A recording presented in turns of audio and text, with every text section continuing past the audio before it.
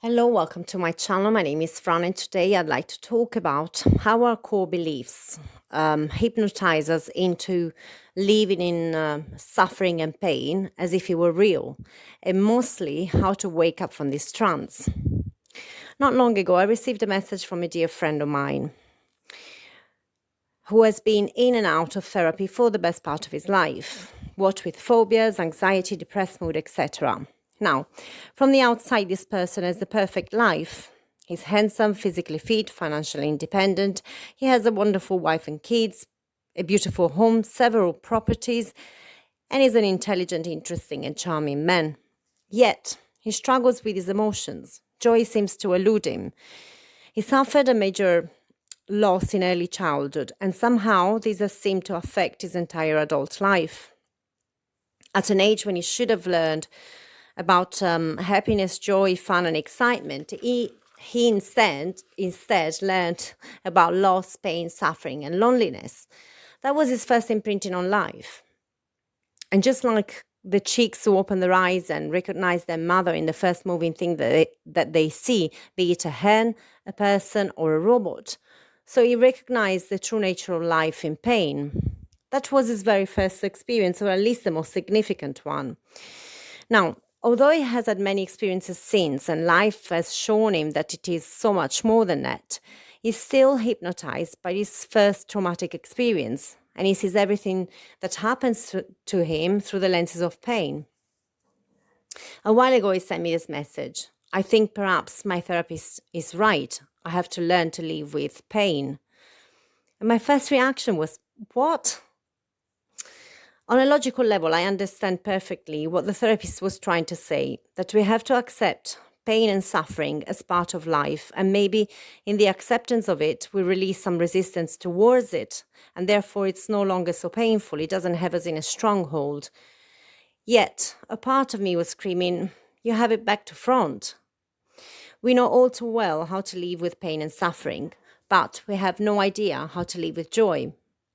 When you look at this person's life from the outside, has 1,000 reasons to be over the moon happy with his life. But he chooses to focus on that inner pain from the past, inner suffering.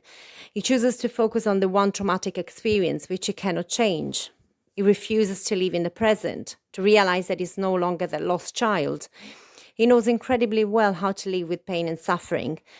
He knows it so well that he could teach it. Yet he's told that he's unable to live with pain and suffering.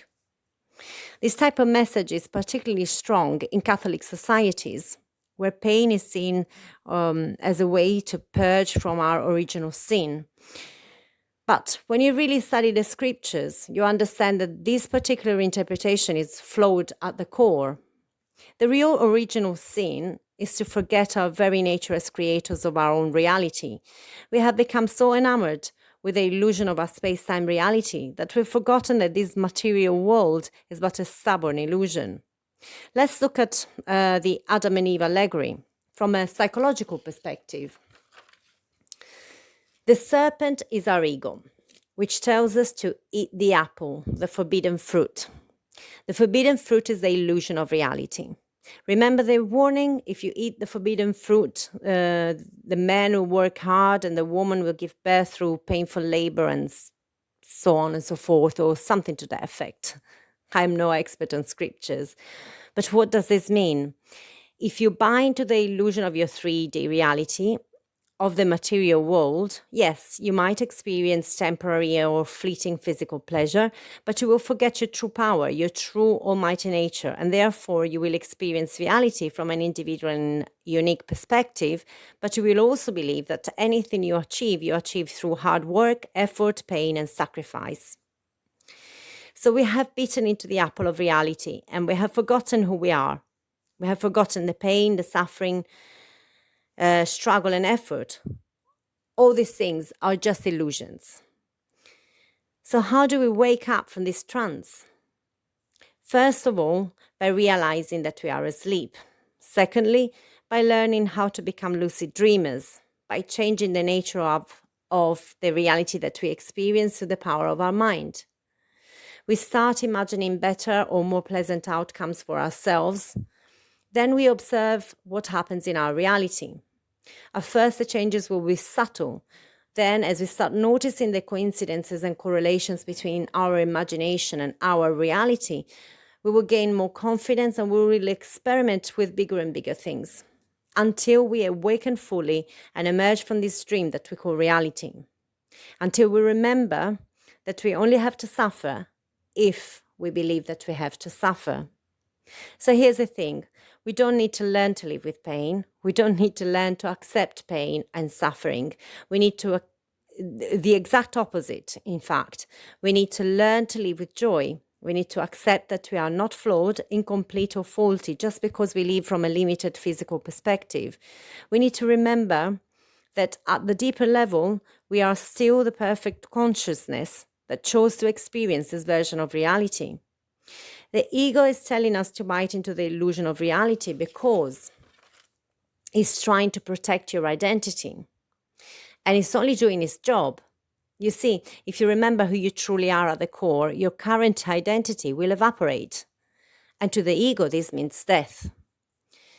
Actually, deconstructing your present identity means rebirth. It means that you can choose how to experience life every single day.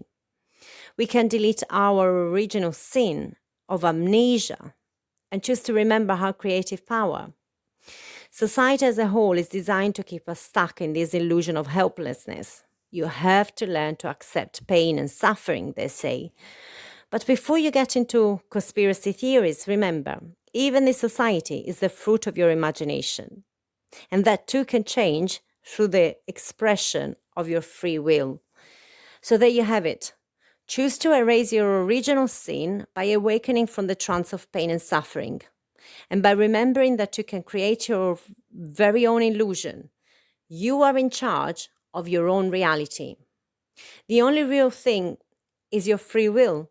Everything else is just a figment of the imagination.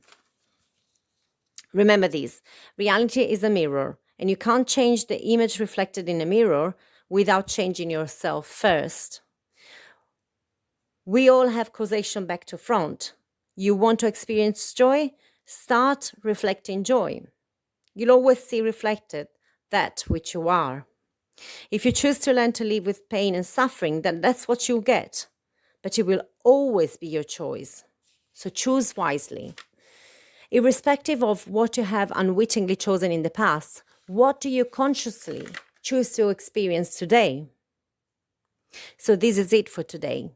If you have come this far and found this content interesting and informative, don't forget to hit like, subscribe, activate the bell option, or share with people who might benefit from it.